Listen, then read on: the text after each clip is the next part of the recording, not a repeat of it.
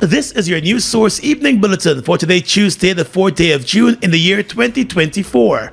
I'm Gordon Mosley reporting, and here's what we're tracking tonight. Almost 3 weeks after talks between the Ministry of Education and the Guyana Teachers Union broke down, the two sides are expected to meet again at the Ministry of Labor next Monday, with the hope of reaching an agreement to end the now 56-day-old strike.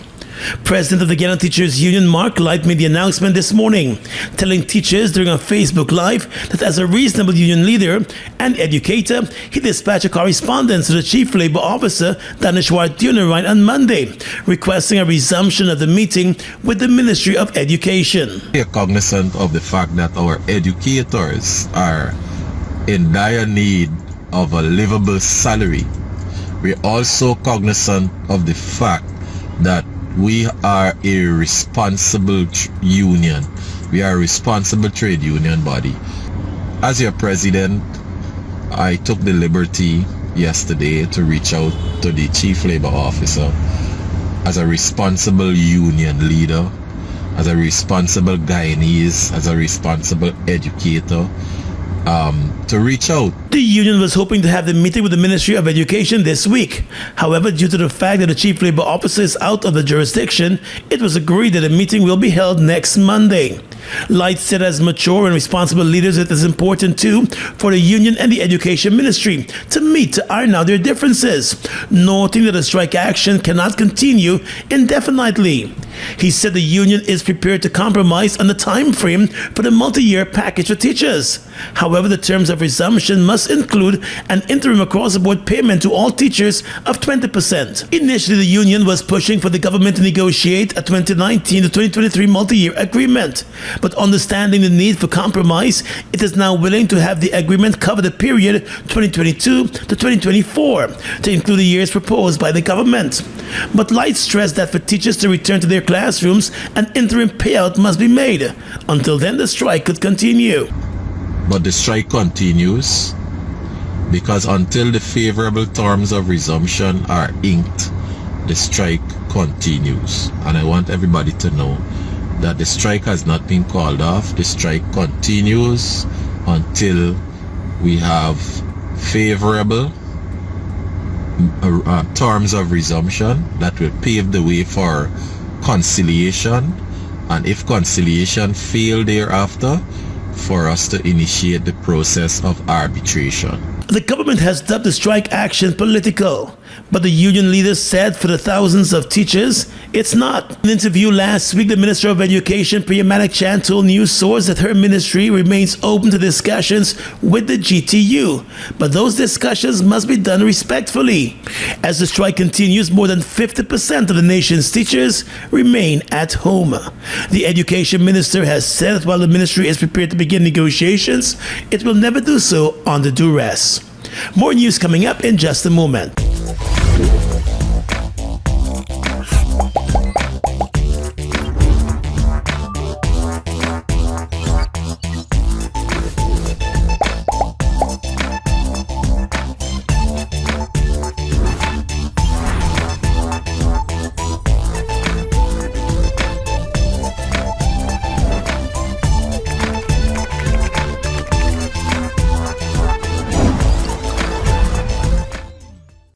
It's one of your biggest goals, getting your own home, where memories are made, where happiness lives.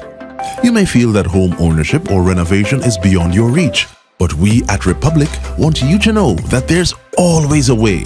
Ask us about our suite of mortgages. Let's help make your housing wishes come true. Or advise on how the equity in your existing home can finance other dreams and goals. Call or go online to learn more.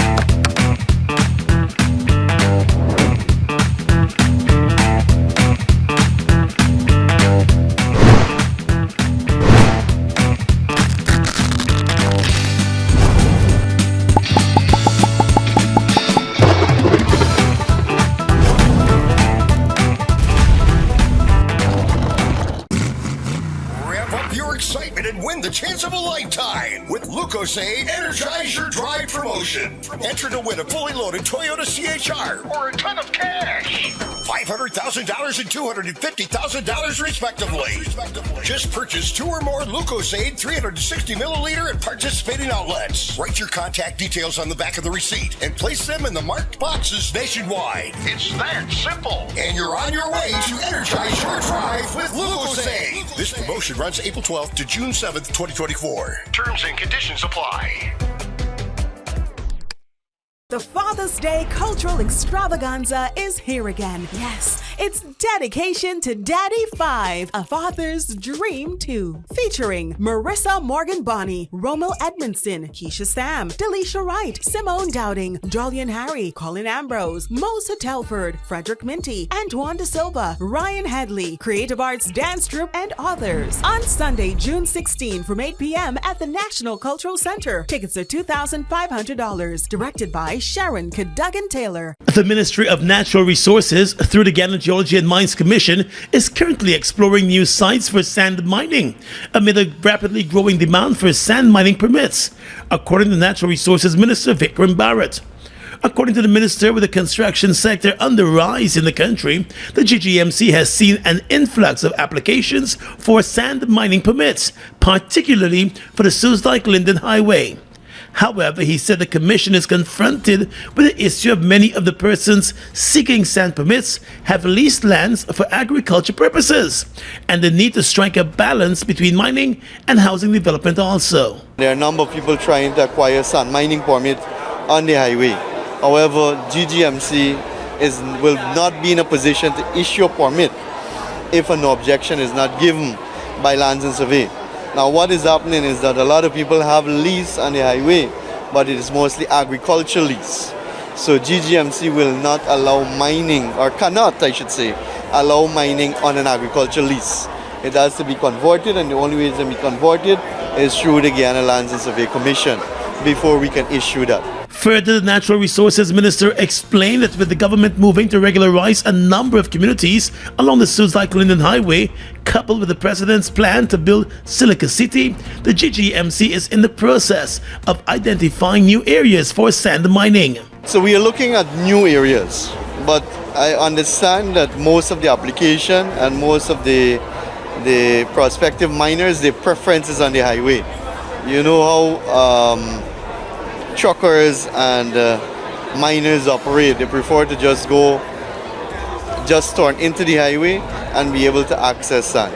Now we got to change that because the highway is developing too, and you know the plans to develop the Silica City and to regularize some of the communities on the highway that President Ali spoke of. All of that is happening right now.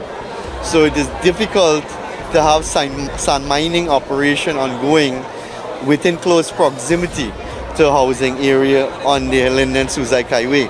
So we are looking at other areas. And Minister Barrett also said instead of transporting sand via land along the highway, sandpit operators must now consider transporting their sand down the river using a barge. Minister Barrett reasoned that the alternative is not only more profitable but feasible. So we're trying to get miners to change their approach now, especially in sand mining, to go down the Demerara River and to look at different areas and new areas, to open up new areas.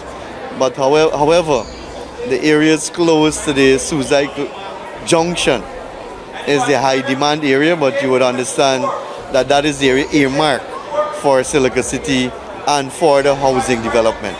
Sand and loam mining is one of the most important sectors in the mining and construction industries. However, in the past, it was the least regulated. Given the high demand for sand, the Natural Resources Ministry, through the GGMC, has been keenly monitoring the sector. The Guyana Energy Agency has indicated that it intends to appeal a magistrate's decision to dismiss the charge of importing petroleum without an import wholesale license that it had filed against businessman Dorwin Bess. 2 weeks ago, Magistrate Sonal Scarce upheld a no-case submission by the attorneys for Mr. Bess, dismissing the illegal fuel importation charge. The magistrate found that a case had not been made out against the accused.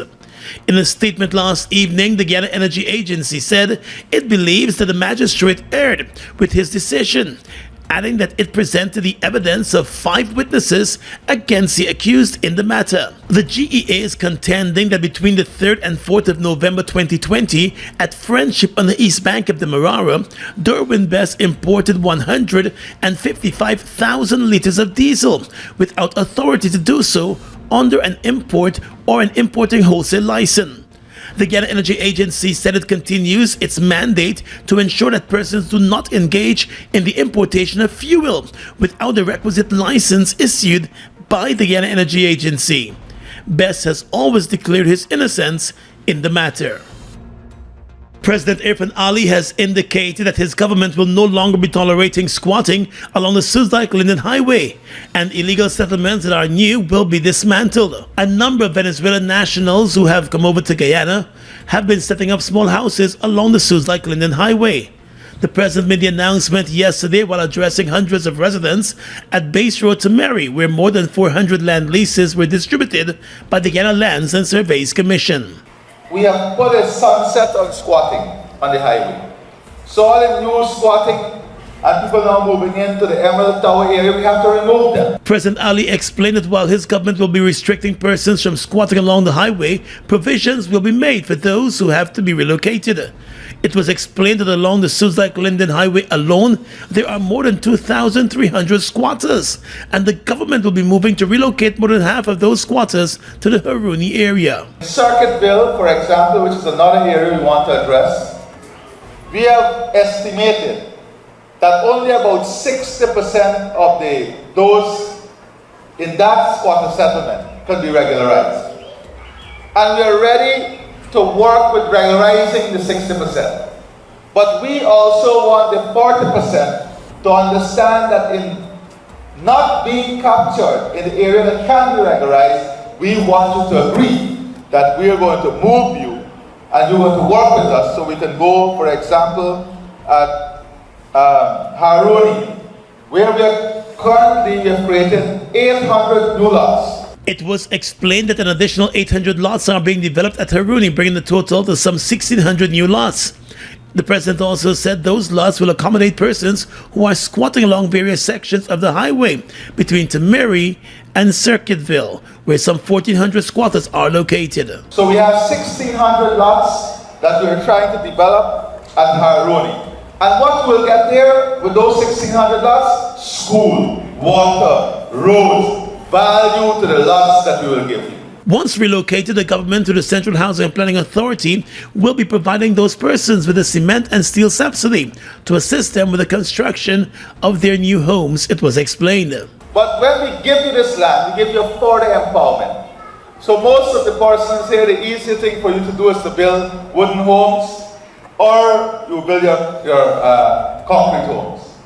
So with those who are ready to come to be regularized, you will benefit from the steel and cement subsidy.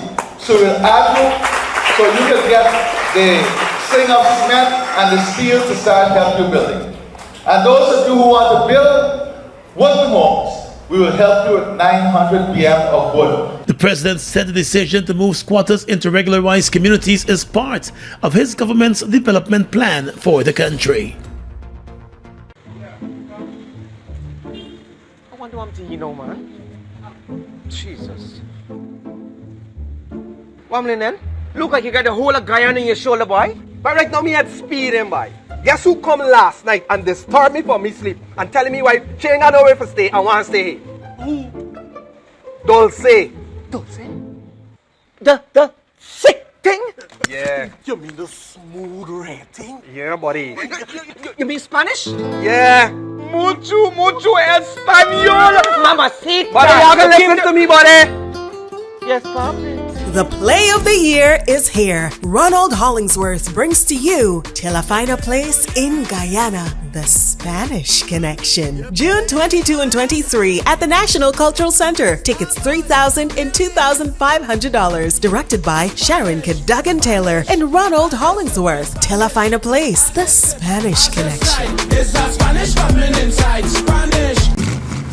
Rev up your excitement and win the chance of a lifetime with Lucas. Lucozade Energize Your Drive promotion. Enter to win a fully loaded Toyota CHR or a ton of cash. $500,000 and $250,000 respectively. Just purchase 2 or more Lucozade 360 milliliter at participating outlets. Write your contact details on the back of the receipt and place them in the marked boxes nationwide. It's that simple. And you're on your way to energize your drive with Lucozade. This promotion runs April 12th to June 7th, 2024. Terms and conditions apply. Mobil 1 is more than oil. It's many oils. It transforms at the molecular level. When cold, it's thicker than honey. When hot, it's thinner than water. Mobil 1 adapts and readapts to last longer. 16,000 kilometers between oil changes. That's your engine evolved. Sol Guyana is the authorized distributor of Mobil lubricants.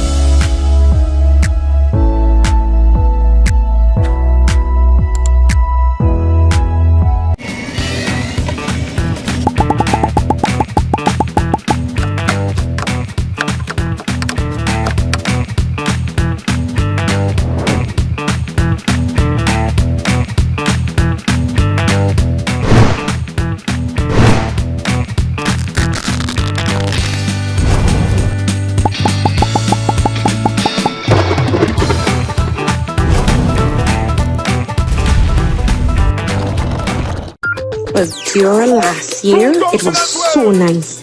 Me and them girls had real fun. It's the best party I ever went to. As a big one. Backed by Popular Demand, Team Extra present the Bad Birthday. June 22nd, 12 one-man band and running live. Stitchy Fight Machine, Murphy Invasion Band, Love Connection, Genesis, Big V, Cali World Band, Aaron the Entertainer, Water Smooth, and many more. Early bird tickets at $2,000 at Just You Size Boutique, White Castle Fisher, Fireside Suites, Extra Beer, Starbucks, compliments of Fireside Suites, Extra Energy Drink, and Extra Beer. The Band's Birthday, Saturday, June 22nd at the National Park.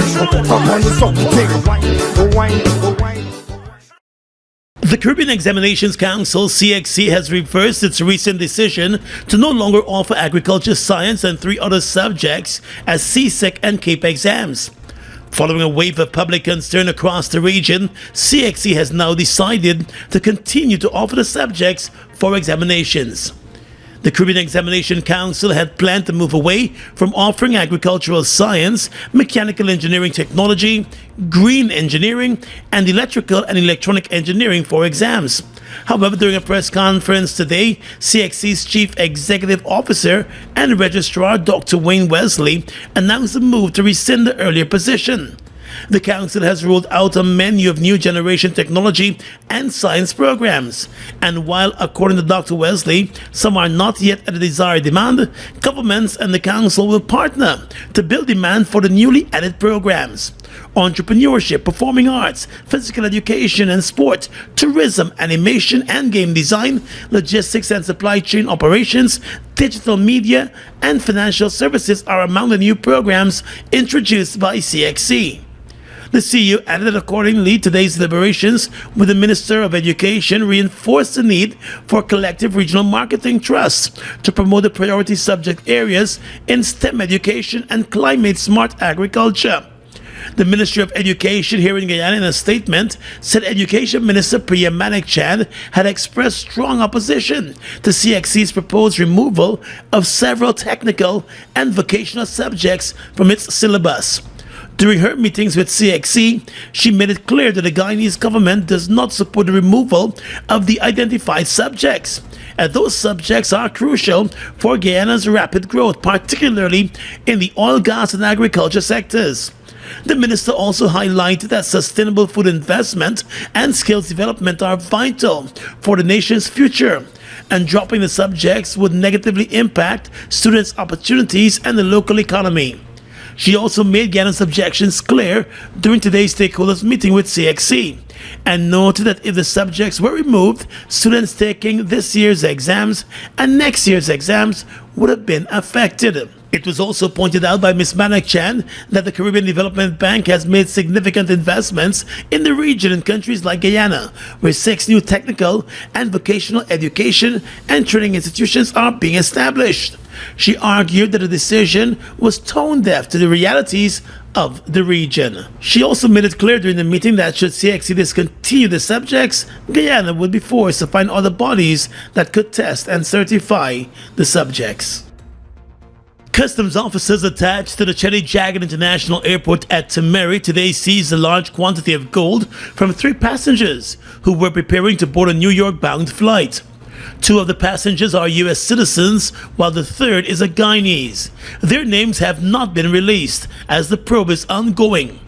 In a statement, the Guyana Revenue Authority said the operation, which was supported by officers of the Ministry of Natural Resources and the Customs Anti-Narcotics Unit, led to the discovery of 240 ounces of pure gold, disguised as silver-plated jewelry, which was being transported out of the country without the necessary permits and declaration to customs officials. The seized gold has an estimated street value of over $560,000 US, the GRA said. The Revenue Authority also said the outgoing passengers have been arrested and taken into police custody. Investigators are trying to ascertain whether the passengers are part of a ring that is reportedly smuggling gold out of the country.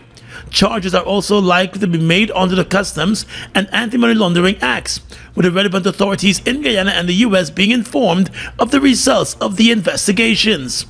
The Guyana Revenue Authority said it continues to note the alarming trend in the efforts to smuggle items, including gold, monetary instruments, arms, and narcotics through the ports in Guyana. The Revenue Agency said it continues to warn persons against any type of smuggling. Police in Berbice have confirmed the arrest of a 17-year-old girl in connection with Sunday night's hit-and-run accident, which claimed the life of 29-year-old laborer Dionarine Budram. The accident took place in the Quarantine Berbice area. The teenager was reportedly driving the vehicle at a fast rate along the public road when she lost control and slammed into the man, who was walking at the side of the roadway. The impact picked the man's body into a bus shed before it hit the ground, and the sport utility vehicle ended up in a nearby trench, a police statement said. The police also said the teenage driver fled the scene of the accident, and it was other persons in the area who took the injured man to the hospital, where he was pronounced dead. The young lady was reportedly identified after investigators questioned the owner of the vehicle about who was driving it at the time of the accident. She was arrested on Monday and informed of the likely charges to be filed against her.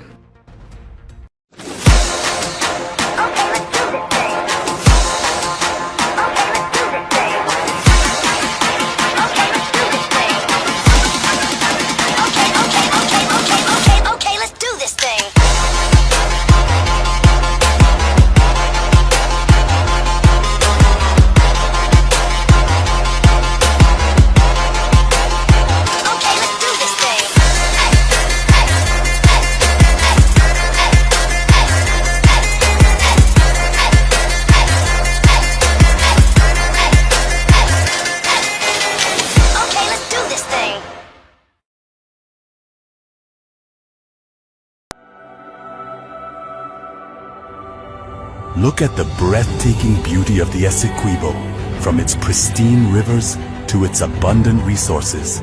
It's a treasure that belongs to Guyana, and we ask Venezuela to respect the rule of international law.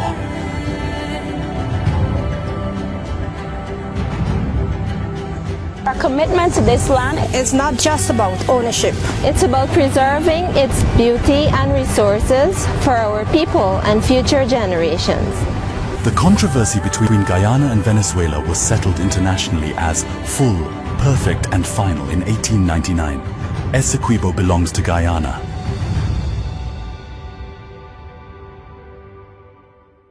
Guyana's economy is rapidly transforming, and we're all part of it. Guyoil is at the forefront of this development by providing reliable and efficient energy and supporting community development from the very core. 100% of Guyoil's profit goes back to building schools, roads, and other important infrastructure that connects our cities and towns, providing fuel to domestic, marine, industrial, and aerial transportation. Guyoil has now repositioned itself as a market leader in the petroleum industry, building a better future for all of us. It's one of your biggest goals, getting your own home, where memories are made, where happiness lives. You may feel that home ownership or renovation is beyond your reach, but we at Republic want you to know that there's always a way. Ask us about our suite of mortgages. Let's help make your housing wishes come true. Or advise on how the equity in your existing home can finance other dreams and goals. Call or go online to learn more. Bust the flavors. We're full of flavors. Bust the flavors that me crave for. We're full of flavors. Tell your neighbors about the bust the flavors. Grab a bust the flavors. Yeah, thirst buster. Grab a buster. Bust the flavor, taste the savor. Bust the flavors. Bust the flavors. With your regional and international news tonight, I'm Svetlana Marshall in the region. Haiti's new Prime Minister Gary Conille said on Monday members of the new administration were setting aside their differences to work for the good of the country, which is battling a devastating crisis fueled by gang wars. Reuters in a report said fighting among gangs in the capital has forced hundreds of thousands from their homes while closing major ports, cutting off key supplies of food, medicine and aid, intensifying a food crisis that has plunged millions into hunger. At a swearing-in event in Port-au-Prince, Conille said the country is going through an interesting moment that includes political groups putting aside their differences in the interests of the country. He spoke days after being named for the office, more than a month after a 9-member transition council was sworn in, and nearly 3 months after his predecessor Ariel Henry resigned while stranded in the nearby U.S. territory of Puerto Rico. Henry had traveled abroad to secure Kenya's leadership of an international security force he requested in 2022 to help national police battle the gangs. Fractional disagreements and threats slow the setting up of the Transition Council, drawn from various political parties and levels of society, but Conille said the first meeting had been welcoming. The Grenada government says it has recorded $382.2 million EC in revenue last year from the Citizenship by Investment CBI program that was recently rebranded as the Investment Migration Agency Grenada IMA. Under the CBI program, foreign investors are granted citizenship of the island in return for making a substantial investment in the socio-economic development of Grenada. The Ministry of Finance, in a statement posted on its website, noted the fiscal report for December 2023 showed that the targeted amount for the year was $316 million EC, but the actual amount of revenue earned through the program was $382.2 million EC, surpassing the $149.2 million EC earned in 2022. The quarterly CBI IMA reports provide a breakdown on the revenue for government, developers and agents, as well as the number of citizens approved or denied by the cabinet. A review of the January to December 2023 quarterly CBI reports shows that the cabinet had approved 4,764 new citizens and denied or rejected 58.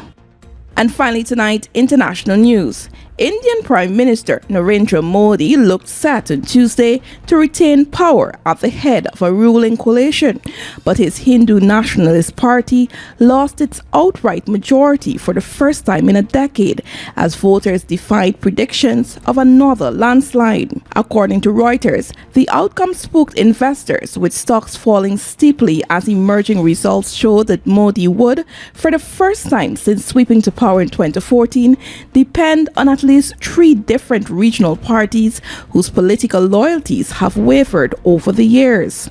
This, analysts say, could introduce some uncertainty into policy making after a decade in which Modi has ruled with an authoritative hold. Modi's BJP won a majority on its own in 2014, ending India's era of unstable coalition governments and repeated defeat in 2019. Modi said people had placed their faith in the BJP-led coalition for a third time, and it was historic in his first commence since counting of votes began. And that's your News Source Evening Bulletin for tonight. I'm Svetlana Marshall reporting and encouraging you to stay safe.